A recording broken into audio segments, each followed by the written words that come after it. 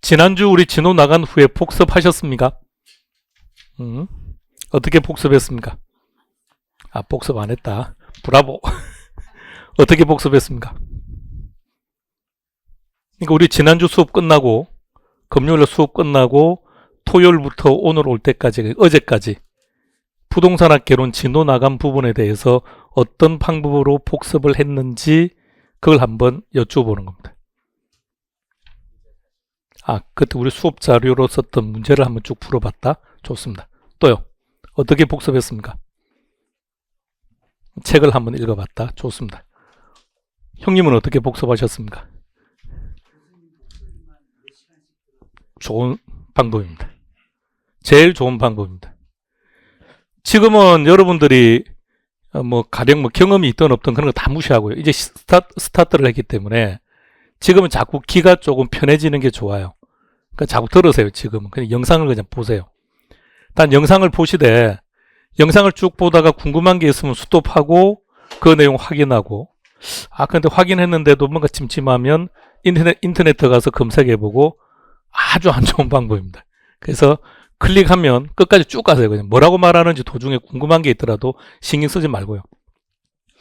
그렇게 몇 번 진행을 하다 보면 분명히 몰랐는데 자연스럽게 알게 되는 게 한 반 정도 될 겁니다.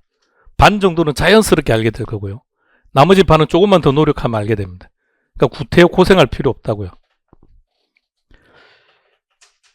그 누군가가 우리에게요, 야, 아버지라는 존재는 이러이러한 존재야 라고 알려주지 않았는데도 우리는 태어나서 시간이 조금 지나고 난 다음에 아빠라는 말을 하기 시작했고 엄마라는 말을 하기 시작했어요. 무슨 뜻인지도 모르면서. 똑같은 방식으로 갑시다. 그냥 조금 더 여러분들이 편안해졌으면 좋겠습니다. 그럼 이제 복습은 어떻게 하자고요? 복습은 일단 영상을 좀 보세요. 영상을 좀 빠른 속도로 1.5배속 해도 들리죠? 충분히 들립니다. 그래서 1.5배속 내지는 좀 더 가능하다면 한 1.7배속에서 그냥 쭉 들으세요. 그냥 계속. 소설책이 아니구나. 그냥 음악 듣는 느낌으로 그냥 쭉 들으시고, 그리고 방금 기출문제는 꼭 보셔야 됩니다. 그 자료는 반드시 볼 수 있도록요. 자, 오늘은 우리가 수요와 공급을 할 겁니다. 교과서는 28페이지입니다. 지난주 우리가 제일 마지막에 못 풀었던 문제는 오늘 진행할 겁니다. 오늘 받으신 자료에 지난주 마지막 문제가 수록되어 있습니다. 제목이 뭐라고요? 엄청 중요합니다. 3문제 내지 5문제 출제됩니다. 우리가 보는 시험이 몇 회였습니까? 우리는 36회죠. 35회 시험에서는 5문제 나왔습니다. 그러니까 3문제에서 5문제 그냥 매번 그냥 들쑥날쑥해요. 그냥 평균 4문제 정도 나온다고 생각하시면 돼요. 그럼 전 파트가 다 나와요. 자, 이제 수요 공급이 어떤 건지 시작해 봅시다. 머리를 아주 맑게 합시다. 교과서는 28페이지 펼쳐놓고요. 들어갑니다. 28페이지 보니까 큰 1번에 양갈로 1번에 그 노란색으로 체크된 부분도 보이죠.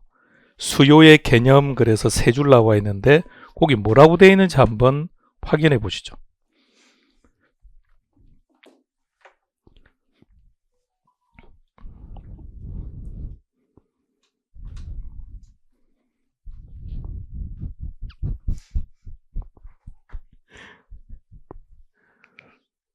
됐습니다. 갑시다. 이제 칠판으로 갈까요?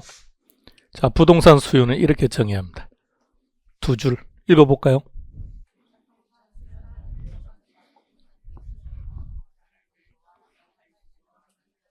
자, 여기서는 키워드가 3개 있습니다. 첫 번째는 일정 기간, 두 번째는 욕구, 세 번째는 유효 수요. 이 3가지가 시험 문제입니다. 욕구하고 유효 수요는 그냥 지문 하나로 출제될 것이고요. 일정 기간은 한 문제로 출제되기도 합니다.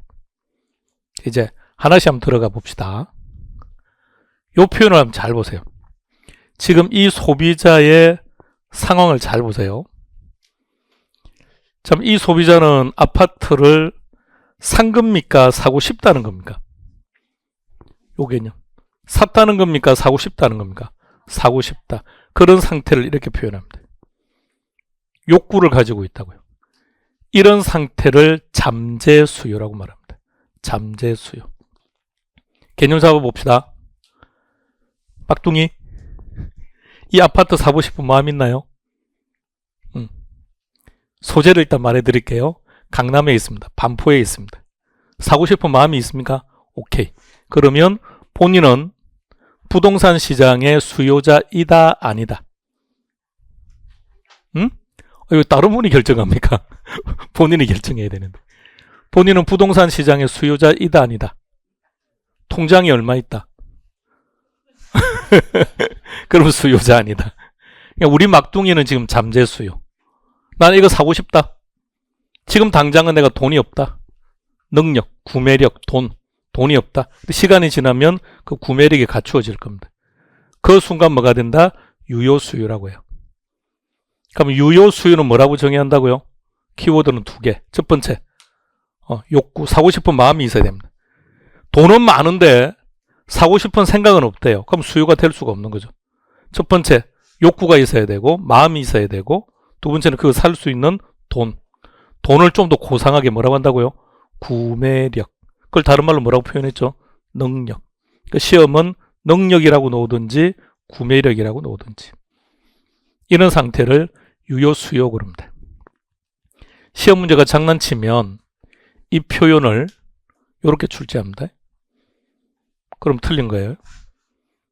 그러니까 수요이든 공급이든 사고 싶다, 팔고 싶다라는 개념이지 샀다, 팔았다 그러면 틀린다는 얘기입니다.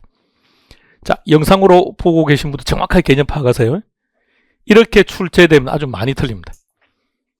예전에 7급 시험에서 자주 나왔던 스타일입니다. 요새는 공무원 7급은 시험 형태가 바뀌어가지고요. 뭐 국어 시험 보고 영어 시험 보고 이런 형태가 아니라서 지금은 이제 시험 제도가 완전히 바뀌어버렸지만 예전에 시험 칠 때는 자주 나왔던 부분입니다. 자, 그림을 통해서 개념 파악을 하나 잘하고요.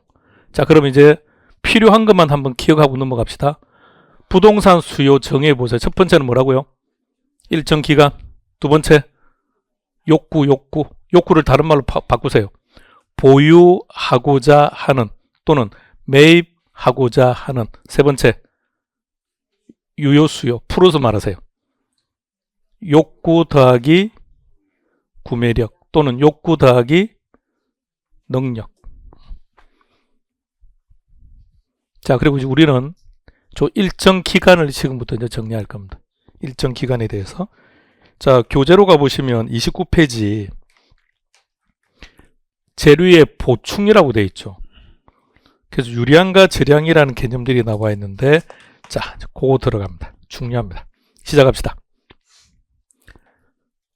자, 지금부터는 일단 이해를 하셔야 됩니다. 논리적으로 들어갈게요.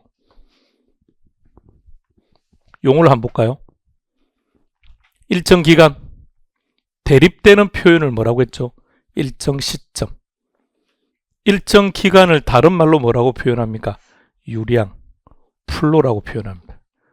우리 시험에 그렇게 출제된 적도 있습니다.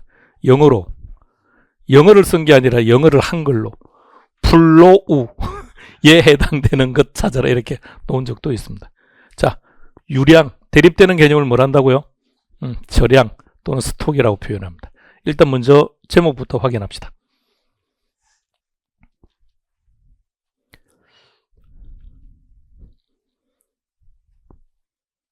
질문을 했는데 대답을 안 하십니까?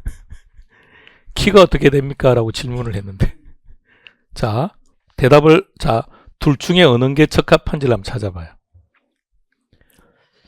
키가 어떻게 됩니까? 라고 물었더니 24년, 오늘은 며칠이죠? 21일? 그러면 24년 11월 22일 나는 175다. 이렇게 말하는 게 맞습니까? 아니면 24년 1년 동안 나는 175였다. 이렇게 말하는 게 맞습니까? 1번입니까? 2번입니까? 1번입니까? 이것을 이렇게 표현해요. 뭐라고 한다고요? 저량. 다른 말로 뭐라고 한다고요? 일정 시점이라고 표현해요. 그럼 동그라미 2번에서 키워드는 뭘까요? 1년 동안. 이게 키워드입니다. 이걸 유량이라고 표현합니다. 근데 키는 절량이라는 거죠. 키는 절량이 맞아요. 그럼 여기서 일단 먼저 개념 하나만 찾고 갑시다. 유량과 절량은 어떻게 구분하고 있다는 겁니까?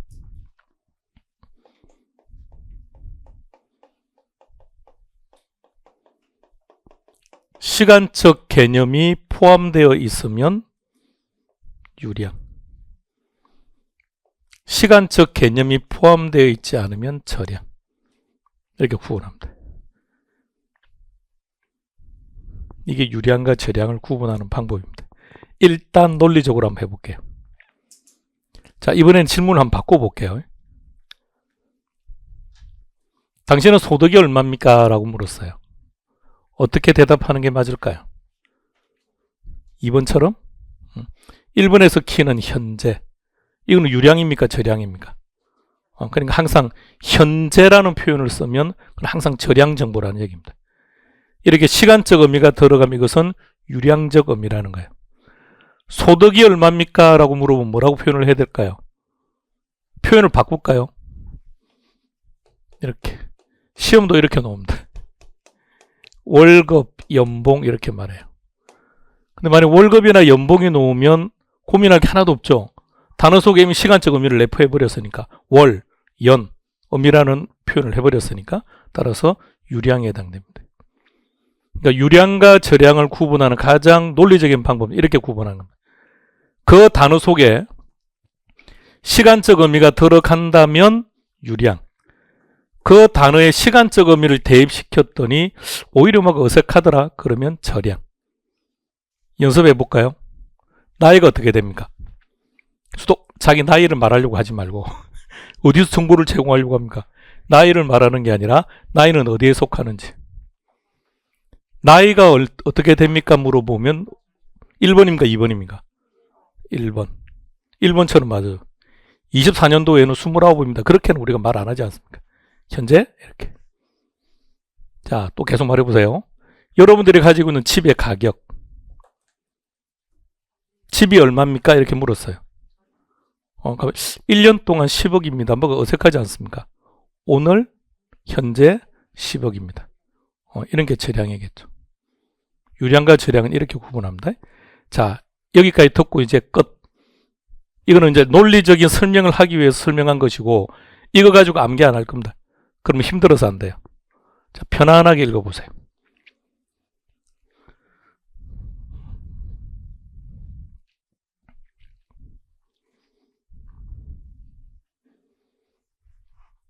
일정 기간이라는 개념이 유량이고 일정 시점이라는 표현이 절량이다라는 거 하나 보시고 그림 하나 보시겠습니까?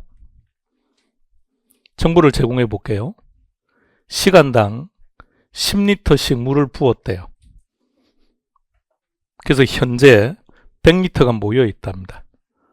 둘 중에 어떤 게 유량이고 절량인지를 구분해 보세요. 위에 어떻게 시간당 10리터씩 부었습니다. 이거는요. 유량. 현재 100리터가 모였습니다라는 표현은 절량. 이제 이것으로 끝. 이제부터 우리는 뭘 할 거냐? 이걸 암기해야 됩니다. 이걸 암기할 겁니다. 이걸 암기할 겁니다. 시험 문제는 이 범위 안 벗어납니다. 종류는 각각 수만 가지입니다. 근데 시험 문제는 이것만 알면 답을 찾습니다. 자, 입문 과정은 편안하게 가자 그랬죠? 편안하게 가더라도 얘는 어차피 해야 됩니다. 시험 치는 전날까지 여러분들은 이거 암기하고 있을 테니까 그럼 오늘 끝내는 걸로 합시다. 자, 유량과 절량을 들어갑시다. 먼저 제목이 뭐라고 되어 있습니까? 재무상태표라고 들어본 적이 있나요? 있습니까?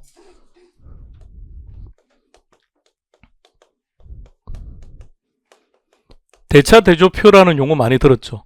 같은 겁니다. 지금 이제 우리나라가 유럽의 회계 기준을 따라가다 보니까 용어를 다르게 써요. 그래서 상장 기업들은 이렇게 쓰고요. 비상장 기업은 이렇게 사용합니다. 그러니까 현 시점에서 대한민국은 용어 둘 다 사용하는 거죠. 자, 재무상태표는 정보가 이렇게 제공됩니다. 이 표는 기억할 겁니다. 앞으로도 여기저기서 많이 사용을 해야 되기 때문에 왼쪽을 차변이라고 불러요. 뭐라 부른다고요? 차변. 왼쪽은 그냥 차변. 그럼 차변이 무슨 뜻이죠? 왼쪽 그 뜻밖에 없다고요. 그럼 오른쪽은 뭐라고 부르느냐? 대변. 이렇게 불러요. 그럼 차변은 왼쪽, 대변은 오른쪽. 그 뜻 말고는 없습니다. 그리고 재무상태표 차변에는 이걸 적으래요. 뭘 적는다고요? 자산을. 대변 쪽에는 두 개를 기록해야 돼요. 부채하고 자본하고. 얘를 이렇게도 표현합니다. 타인자본, 자기자본. 앞으로 이거 많이 사용할 거기 때문에 재무상태표 자체를 잘 기억해둬요. 차변에는 자산이고 대변에는 부채와 자본이다. 가령 시험 문제가 이렇게 나왔다고 전제합시다. 부채를 구하세요. 이렇게. 우리 시험에 한번 놓은 적도 있습니다. 그러니까 부채는 어떻게 구하면 되는 거죠? 자산 빼기 자본. 이렇게. 이 둘을 합친 게 얘라면서요. 그럼 자본을 구하세요. 그러면 자산에서 부채를 빼면 되는 거죠. 그러면 자산, 부채, 자본은 유량 정보일까요? 절량 정보일까요? 답은 칠판에 있습니다. 유량 정보인지 절량 정보인지 결정하세요. 뭘 보시고 절량이라고 한 거죠? 현재. 그러니까 정보를 제공할 때 기업에서 관련된 정보를 정보 이용자들에게 제공할 때 이렇게 제공해요. 24년 12월 31일 현재 우리 기업의 자산은 100조입니다. 이렇게 하는 겁니다. 자, 기억합니다. 그럼 재무상태표가 이렇게 만들어지는데 재무상태표에 기록되는 세 가지는 모두가 다 뭐가 된다? 절량 정보다.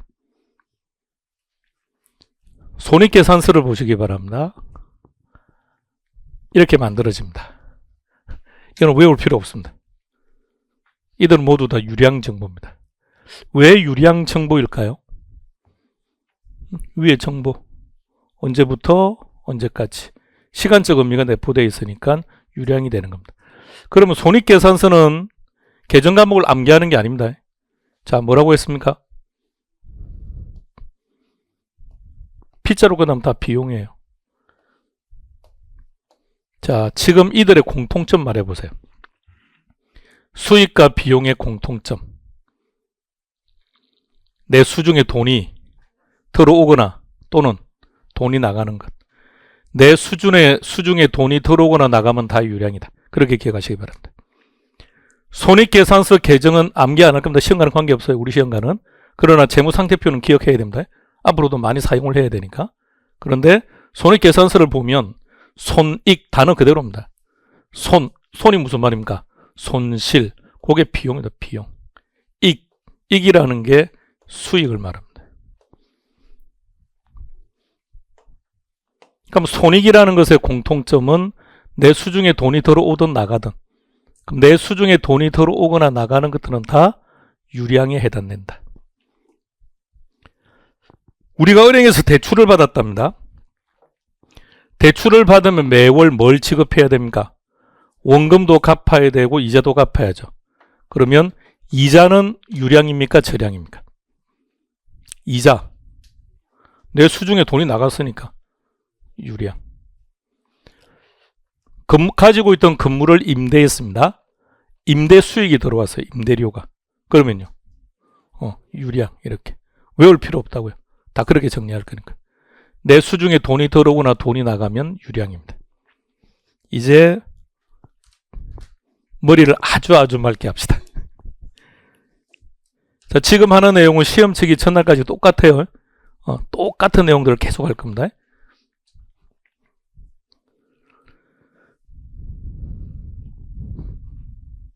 유량. 제일 첫 번째 뭐가 나와 있습니까? 인구 증가율. 다시. 자, 첫 번째 뭐라고요? 절량의 첫 번째 뭐가 나오는지 보세요. 구분하세요. 인구수와 인구 증가율. 자, 누군가가 여러분들에게 물었습니다. 대한민국 인구가 몇 명입니까? 라고 물어보면 뭐라고 말할 겁니까? 현재 5,120만 명이다. 이렇게 말해야죠. 현재 이렇게. 그럼 이번에 이렇게 질문해 볼까요? 23년 대비 24년 인구는 얼마나 변했습니까? 라고 물어보면 뭐라고 말할 겁니까? 지금 대한민국의 인구수는 증가하고 있습니까? 인구수가 감소하고 있습니까? 인구수가 감소한다 그러던가요? 누가 그러던가요? 아니요, 대한민국 인구수 증가합니다. 인구 증가율이 감소하는 거예요. 인구 증가율이. 그러니까 80년대 20% 늘어났다면 지금 0.1%가 늘어나고 있다는 뜻이에요. 인구수가 감소한다고요? 그럴 일이 있겠습니까? 현 시점까지 대한민국의 인구수가 감소한 적은 없습니다. 인구수는 해마다 늘었습니다. 단지 그 늘어나는 폭이 계속 어때요? 계속 줄고 있으니까 이 상태로 가면 언젠가 마이너스 개념으로 들어갈 거라는 얘기죠. 그럼 그 시점이 되면 사망하시는 분보다 신생아로 태어나는 숫자가 더 적어서 절대적 인구가 이제 줄어든다는 얘기인데, 지금 대한민국은 지금 현재까지 절대적 인구가 감소한 적은 없습니다. 그러니까 표현을 정확하게요. 요거는 뭘 말하는 거? 절대적인 수를 말하는 거고, 요거는 뭐라는 겁니까? 변화폭을 말하는 거예요. 자, 어떻게 의미가 다른지 보세요. 다시 한번 표현해 봅시다. 대한민국 인구수는 얼마입니까? 물어보면 뭐라고 한다고요? 현재 이렇게 말을 해야 될 거 아닌가요? 그러면 증가율을 물어볼 때는 이렇게 상대방이 기간을 딱 제시해 줘야죠. 23년 대비 24년 인구는 얼마나 변했습니까? 라고 묻는 게 맞겠죠. 근데 우리는 이렇게 기억할 겁니다. 보세요. 밑에 거. 인구수는 저량이고 인구 증가율은 유량이다. 이렇게 암기하기 시작하면 또 엄청난 숫자를 외워야 되니까 마지막에 있는 걸 딱 기억합시다. 저량의 변동분, 변동치는 전부 다 유량입니다. 저량의 변동분은 유량이다. 저기도 예를 들었네요. 주택 재고. 그러면 저량인데 재고가 얼마나 변했습니까? 주택 재고가 지금 증가하고 있다고 그러던가요? 감소하고 있다고 그러던가요? 증가하고 있다고 하지 않던가요? 미분양률이 어떻다고 그러던가요? 증가하는 거죠. 그런 것은 유량에 속한다고요. 자, 한 가지 정리했습니다. 자, 첫 번째 이 내용을 통해서 관련된 내용을 수백 가지를 정리했습니다. 자, 하나. 일단 이해를 하고 가야 됩니다.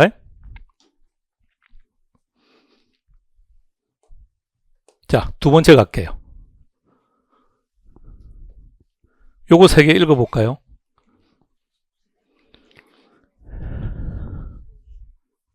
생산량, 공급량, 건축량 다 같은 말이죠.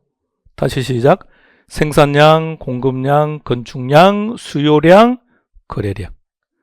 이 두 사람이 거래한 게 거래량이겠죠. 자, 다시 갑니다. 생산량, 공급량, 건축량 다 같은 표현이니까, 동일한 표현이니까요. 수요량, 거래량.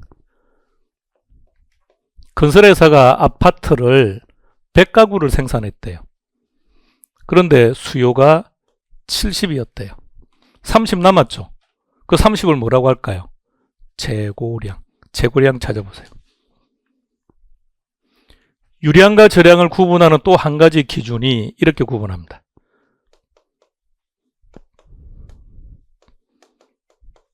유량은 활동치입니다. 그 활동치의 결과분. 저량입니다. 같이 묶어서 기억하세요. 100개를 만들었는데 70개만 수요되어서 30개는 아직 남아있다. 그럼 남아있는 것은 뭐라고 표현해야 됩니까? 표현은 현재 재고량이 이렇게 말해야죠. 그럼 그 내용과 연결해서 이것을 각각 제일 마지막에 있는 거예요. 재고주택, 신규주택을 연결해서 같이 기억하세요.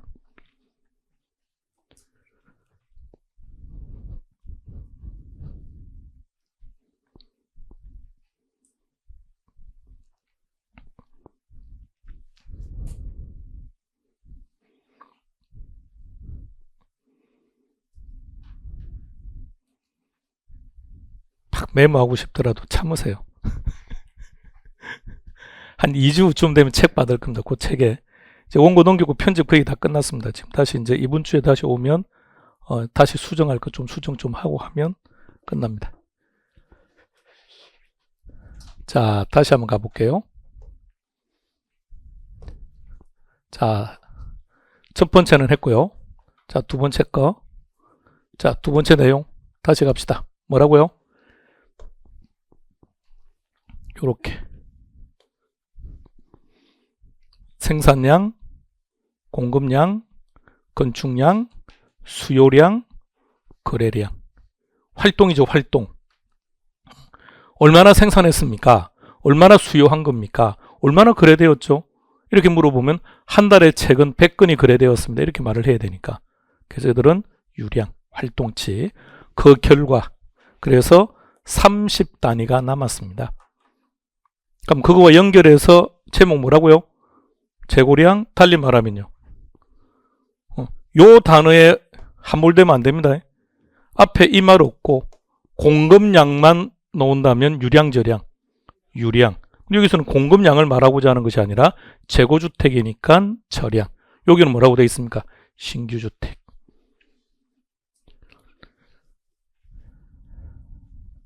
자, 연결해서 기억합시다. 앞서 시간적 개념제, 그 개념제 잊어버리는 겁니다. 논리적 개념은 그렇게 하는 거예요. 논리적 개념은 이제 끝난 거고. 그렇게 기억하면 답 찾는데 힘들어서 안 돼요. 자, 그 다음 뭐라고 되어 있습니까? 투자. 무슨 말입니까? 투자는 돈이 나갔죠. 내가 코인에 투자했다, 주식에 투자했다는 말은 돈이 나갔다는 거죠. 내 수중에서 돈이 나가거나 들어오면 다 유량. 그 다음 거 보세요. 소비. 돈 나갔습니까? 자, 제목은 신경 쓸 필요 없습니다. 소득이든 이득이든 전부 다 수입이죠. 돈 들어온 겁니다. 유량. 그 다음에 임금. 다른 말로 바꿔보세요. 월급, 연봉. 돈 들어왔죠. 그 다음에 소득. 그 다음에 돈 들어온 거죠. 수입.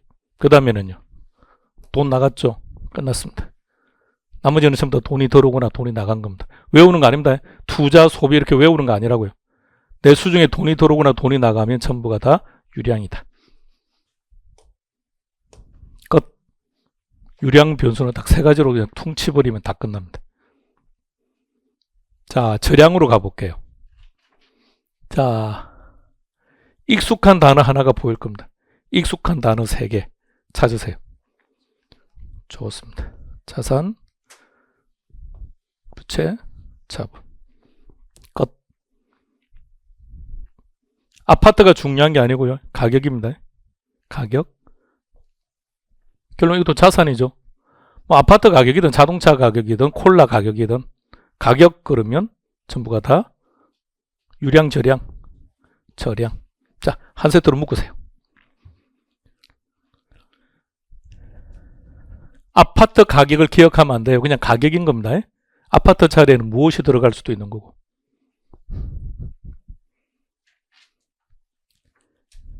자, 이제 마지막 주택 보급률이랍니다.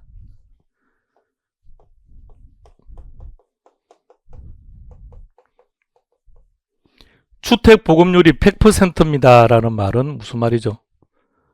대한민국의 주택의 보급률이, 공급률이 100%입니다 라는 말의 의미는 1가구 1주택을 다 가지고 있다는 뜻이에요. 그럼 대한민국의 24년 현재 주택 보급률은 어느 정도 될 것 같습니까? 100% 넘었을까요? 100%보다는 낮을까요?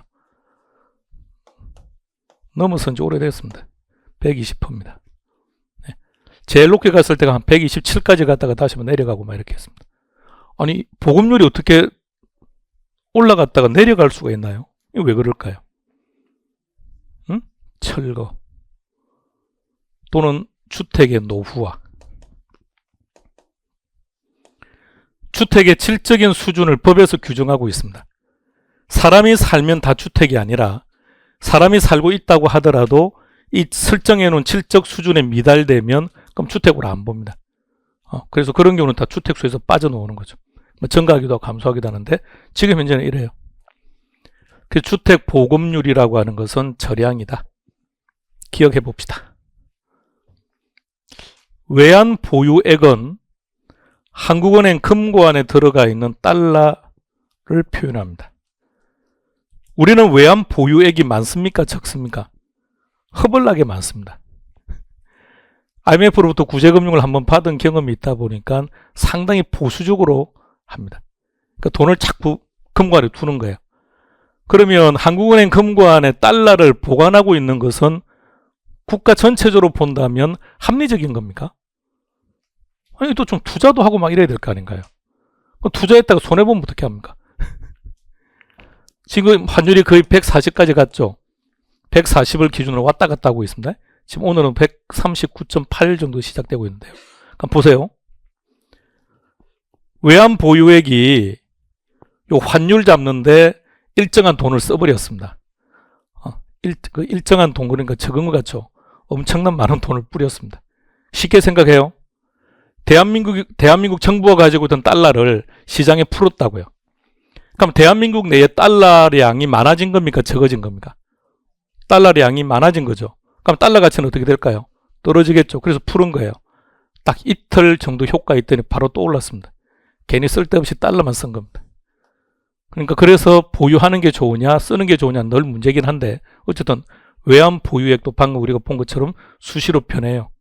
600조라는 말이 합리적이지 않다는 얘기죠. 상황에 따라서 580조가 될 수도 있고 620조가 될 수도 있는 것이고. 자, 이것도 뭐가 됩니까? 처량. 묶어요. 느낌이 비슷하니까. 통화량은 무슨 말일까요? 막둥이 통화량. 오케이.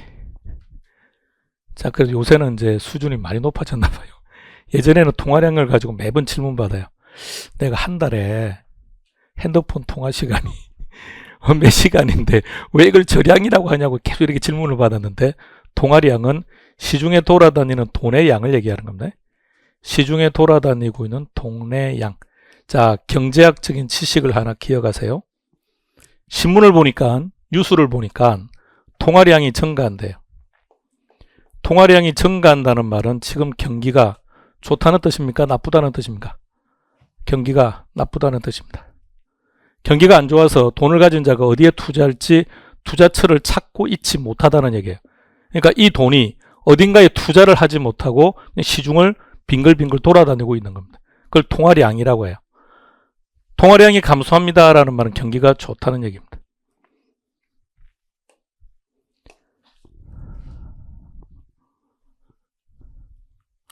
외국인이 대한민국 주식에 투자한 돈보다 대한민국 국민이 외국 주식에 투자한 비율이 더 증가했습니다. 더 많습니다, 지금. 그동안은 우리 주식은, 우리 주가는 외인들이 다 결정한다고 그랬어요. 외인들이 들어와서 우리 주가를 막 움직였는데, 이제는 이 돈의 크기보다는 우리 돈이 외국에 투자된 게 더 많다고요. 대부분 다 미국에 가 있습니다. 대부분 다 또 어디로 가 있던가요? 상당한 돈이 테슬라로 가 있습니다. 자, 유량과 저량이었습니다. 자, 오늘 문제 1번. 오늘 문제 1번. 오늘 자료 안 받았습니까?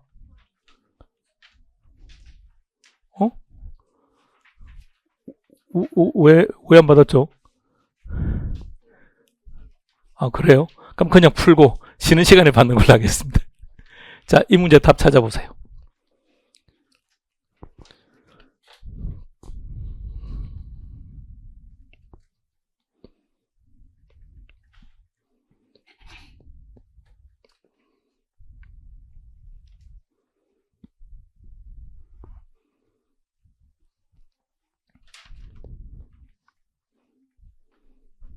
자, 첫 번째는 뭐라고 했습니까?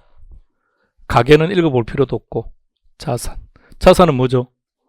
처량. 두 번째는 뭐라고 했습니까? 소득이니까 돈 들어온 거죠. 돈이 나가거나 들어오면 유량. 소비 돈 나갔으니까 유량. 통화량, 에이, 우리 세 가지 한 세트로 묶기로 했지 않습니까? 주택 보급률, 외환 보유액, 통화량. 느낌 비슷하니까. 얘들은 수시로 다 변해요. 대한민국의 주택 보급률은 수시로 변하는 겁니까? 응? 수시로 변하겠죠. 자, 얘는 처량. 자본은요? 자본, 처량. 재고주택 그러면 절량인데 신규주택이라고 했으니까 유량. 그럼 유량에 해당되는 편수는 3개. 올해 문제는 더 쉽게 나왔습니다. 올해도 출제되었습니다. 올해는 더 너무 쉽게 나와서. 자, 연습 한 번 더 할게요. 찾아보세요.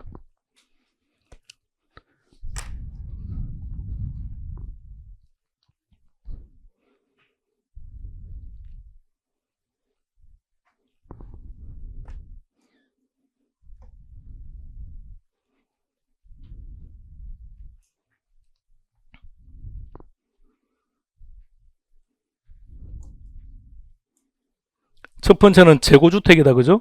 재고주택이니까 뭐가 됩니까? 절량. 그 다음에는 자산, 절량. 요거는 뭐라고 표현합니까? 인구 증가율입니까? 인구수입니까? 인구수죠. 그러면 절량. 그 다음에는 수입, 돈 들어봤으니까 유량. 임금, 돈 들어봤으니까 유량. 신규, 유량. 그럼 절량 변수 찾으라고 했으니까 3개. 답은 2번 됩니다. 이렇게 출제됩니다. 결론, 우리는 이걸 기억해야 됩니다. 이 범위를 안 벗어납니다. 자, 요 3개의 유사성을 가지고 있으니까 다시 묶으세요. 묶어서 기억합시다.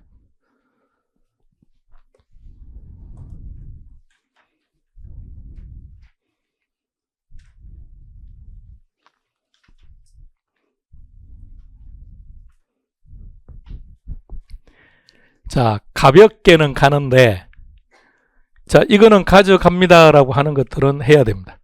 어차피 지금 하는 유량, 절량은 시험 치는 그날까지 계속 이 범주 안에서 학습을 할 거니까 요것만 알면 돼요. 요것만 알면. 그래서 근데 난생 처음 보는 게 뭔가 하나 나왔다 그러면, 자, 이걸 우리가 현실에서는 말입니다. 유량과 절량에 대한 표현을 잘 안 씁니다.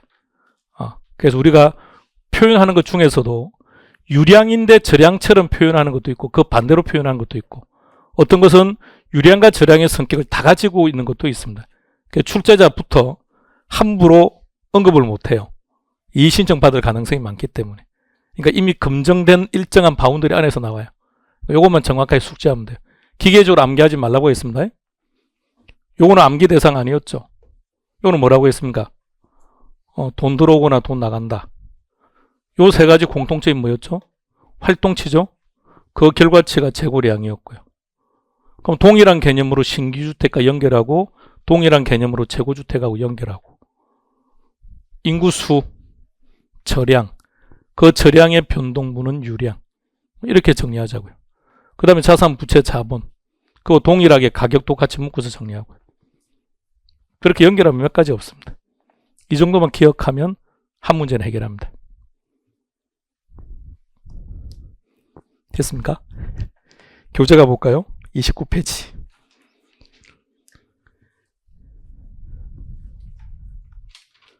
그 보충해 보니까 유량지표라고 나와 있는데 거기서는 별로 신경 쓸 게 없네요.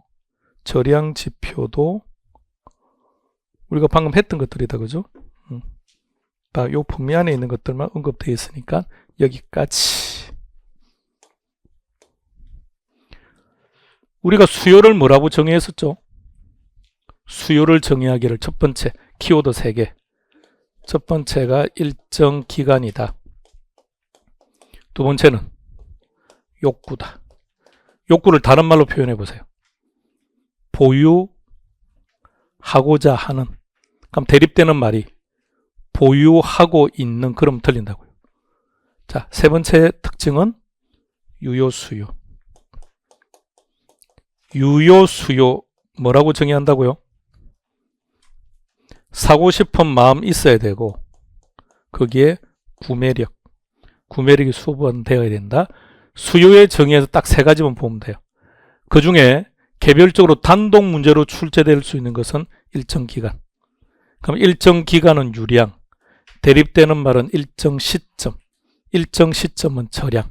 이런 식으로 수요와 공급의 개념이었습니다. 쉬었다 하겠습니다.